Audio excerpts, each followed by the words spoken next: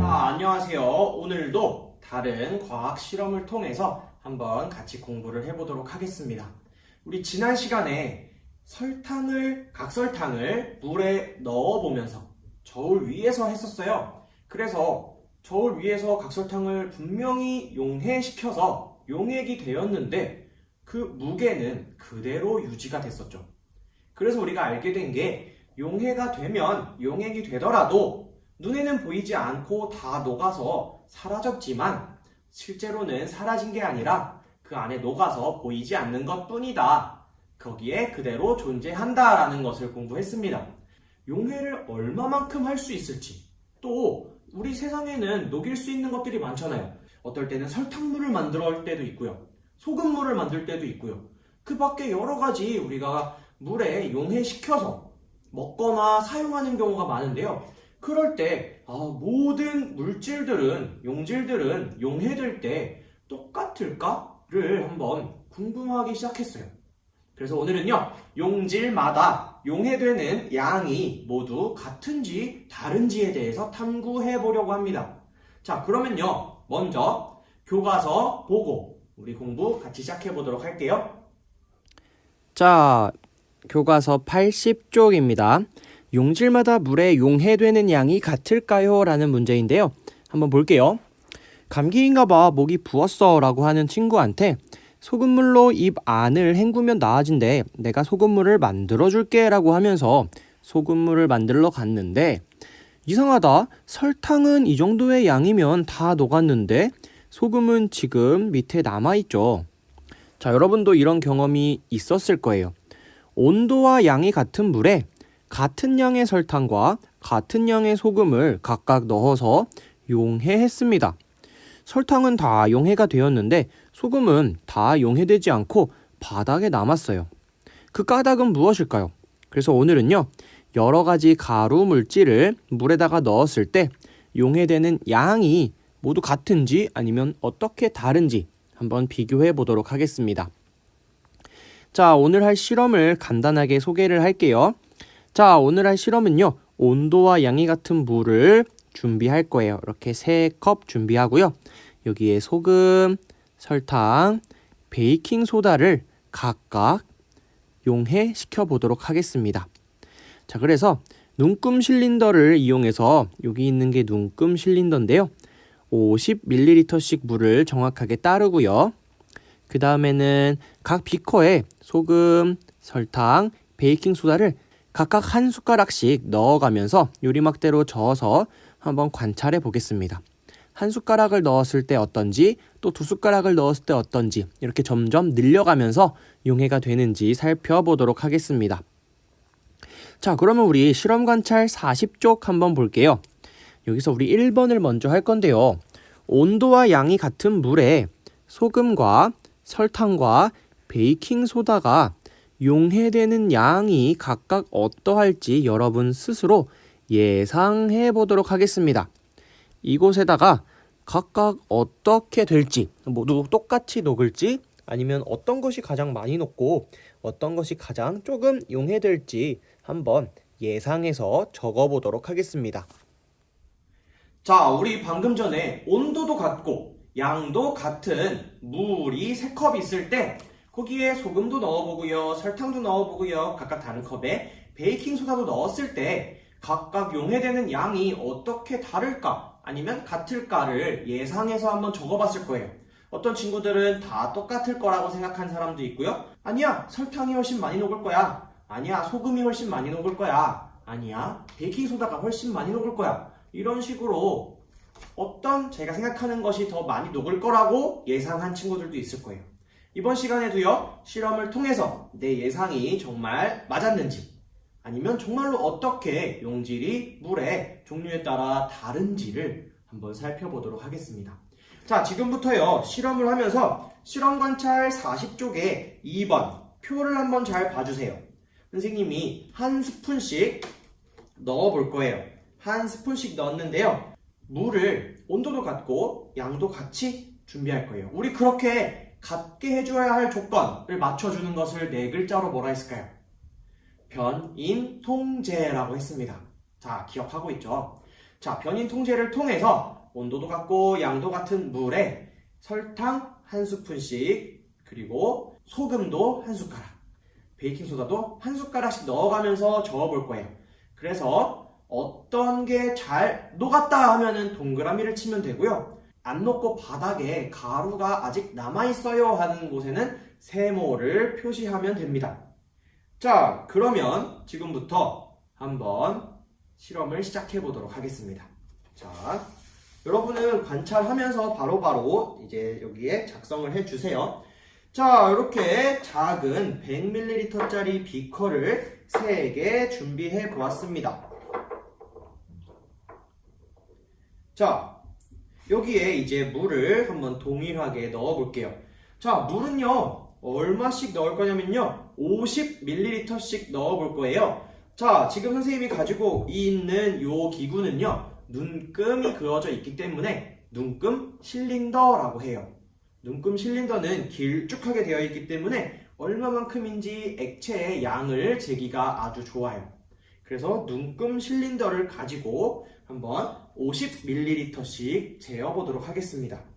자, 눈금 실린더를 쓸 때에도요, 사실은 이렇게 눈높이에서 해야지만 정확히 50ml가 얼마인지 할 수가 있는데요. 한번 해볼게요.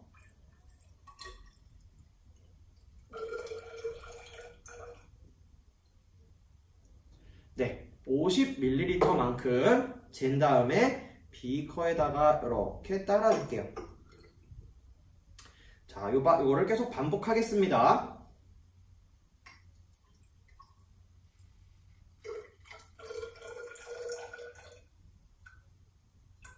네.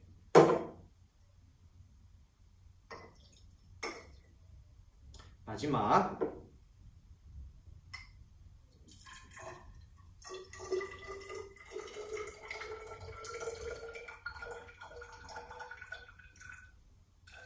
네, 50ml만큼 마지막 비커에도 따라 넣겠습니다. 자, 이렇게 되면요, 비커가 모두 준비가 됐고요. 여기에는 이제 어떤 것들을 넣을 거냐면요, 여기에 있는 설탕입니다. 설탕은 여기 맨 왼쪽에 있는 비커에다가 넣어볼 거고요. 자, 그리고 소금입니다. 소금은요, 가운데 있는 비커에다가 넣어볼게요. 그리고 마지막 종류인 이렇게 아주 뽀얀 가루인데요, 베이킹소다예요. 베이킹소다는 맨 오른쪽에 있는 비커에다가 녹여보도록 하겠습니다. 자, 그러면 이제부터 실험을 시작하겠습니다. 자, 이렇게 과학 시간에 실험을 할 때는요, 이런 약 숟가락으로, 아주 작은 숟가락으로요, 약을 한번 넣어 볼 거예요. 그래서 이것도 설탕과 소금과 베이킹소다가 서로 섞이지 않도록요, 3가지를 준비했어요. 각각 다르게 사용해 보도록 하겠습니다. 그리고요, 이제 녹을 때까지 저어주어야 하는데요, 저을 때도 만약에 설탕을 저었던 걸로 소금을 젓고 다시 베이킹소다를 저으면 다 묻어서 섞여서 변인 통제가 제대로 되지 않을 거예요. 그렇기 때문에 유리막대도 3가지 종류를 사용해서요, 설탕을 젓는 거 하나, 소금을 젓는 거 하나, 그리고 베이킹소다를 젓는 것 하나, 이렇게 사용을 해보도록 하겠습니다. 자, 그러면 우리 한 번씩 넣어 보겠습니다. 먼저 설탕 한번 한 숟가락 넣어 볼게요. 설탕을 한 숟가락 넣고 저어 보겠습니다.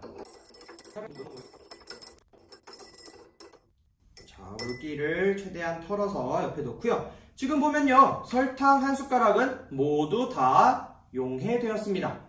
이번엔 소금도 한 숟가락 섞어 보도록 하겠습니다.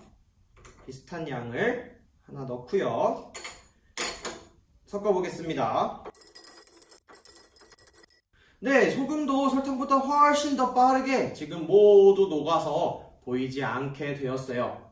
자, 그 다음으로는요, 베이킹소다도 한 숟가락 넣어보도록 하겠습니다. 베이킹소다도 넣고 섞어볼게요. 새로운 유리막대로.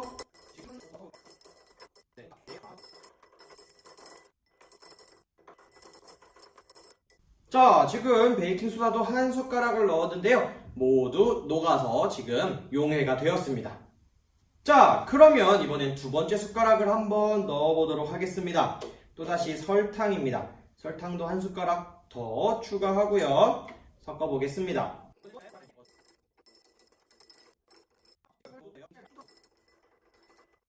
네, 설탕이 한 톨도 없이 모두 싹 녹아버렸습니다. 다음은 소금을 한번 또다시 한 숟가락 추가해 볼게요. 소금도 한 숟가락을 넣겠습니다. 저어줄게요. 자, 이번에도 소금은 안 섞이게 여기다 가운데 넣고요. 바닷물처럼 그냥 투명하게 녹아버렸습니다. 자, 다음 세 번째 베이킹소다도 한 숟가락을 다시 넣어보겠습니다. 또다시 뿌얘졌는데요. 자, 지금 보면요, 가운데에 가루들, 베이킹소다 가루들이 굉장히 많이 몰려 있어요. 혹시 모르니까 조금만 더 저어볼게요. 네, 아까 이 정도 저었을 때는요, 설탕이나 소금은 모두 다 사라졌는데요, 베이킹소다는 사라지지 않고요, 여기서 더 이상 녹지가 않습니다. 그러면 우리 실험 관찰에 베이킹소다는요, 두 숟가락 칸에다가 세모표 해주면 될 것 같아요. 자, 베이킹소다는 아쉽지만 두 숟가락에서 모두 끝나버렸으니까요, 이렇게 빼놓고요, 우리 소금과 설탕을 가지고 조금 더 실험을 해보도록 하겠습니다. 자, 여기 소금과 설탕 넣고 볼게요. 자, 그럼 또다시 더 잘 보이게 이렇게 더 뒤에다 놔볼게요. 자, 그러면은 설탕 다시 세 번째 숟가락입니다. 세 번째 숟가락 넣겠습니다. 자, 세 번째 숟가락 넣고 저어볼게요. 네, 몇 번 저어주었더니만요, 여기 안에 있는 설탕이 또다시 투명하게 사라졌어요. 용해가 모두 되었나봐요. 자, 소금의 세 번째 숟가락입니다. 소금도 세 번째 숟가락 넣고 저어볼게요. 소금은 아주 깨끗하게 또 녹았습니다. 자, 그럼 세 번째 숟가락까지 베이킹소다는 끝났고요. 아까 2번에 세모했고요. 소금, 설탕 모두 세 번째 숟가락까지 동그라미입니다. 자, 네 번째 숟가락 설탕 먼저 다시 들어갑니다. 설탕, 동시에 넣을게요. 소금도 넣고요. 자, 네 번째 숟가락 동시에 한번 저어볼게요. 자, 네 번째 숟가락도 설탕과 소금 모두 투명하게 녹았습니다. 그러면 동그라미 쳐주고요. 다섯 번째 숟가락도 한번 넣어볼게요. 설탕도 다섯 번째, 소금도 다섯 번째, 동시에 저어보겠습니다. 네, 설탕도 다 녹은 상태입니다. 자, 다섯 번째 숟가락까지 둘 다 소금과 설탕 모두 녹았는데요. 여섯 번째 숟가락 바로 넣어보도록 하겠습니다. 자, 설탕도 여섯 번째, 소금도 여섯 번째 넣고요. 다시 저어볼게요. 자, 소금 완전히 녹았고요.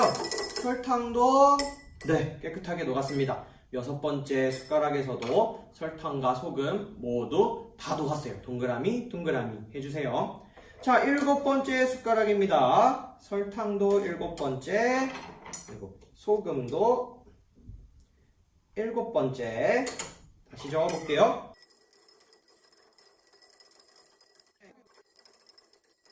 네, 설탕도 아주 깨끗하게 녹았습니다. 자, 일곱 번째도 모두 동그라미입니다. 자, 여덟 번째도 한번 넣어볼게요. 여덟 번째, 소금도 여덟 번째,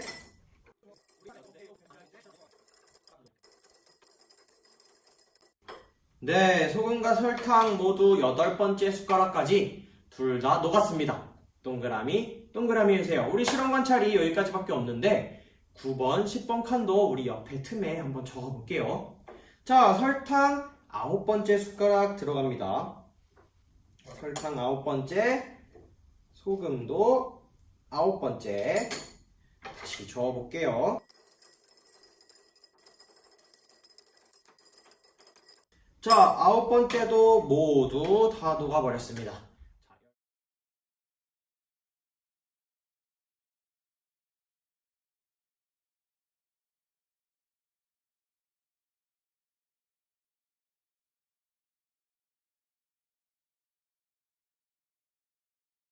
자, 10번째 시작할게요. 11번째 시도를 해보도록 하겠습니다. 그러면 이제 12번째 한번 넣어볼게요. 그럼 이제 13번째 가겠습니다. 13번째도 두 가루가 모두 녹아버렸습니다. 14번째 한번 넣어볼게요. 14번째 설탕, 그리고 소금이 조금 부족해요. 14번째 소금. 자, 이제는 확실히 차이가 조금 나기 시작했습니다.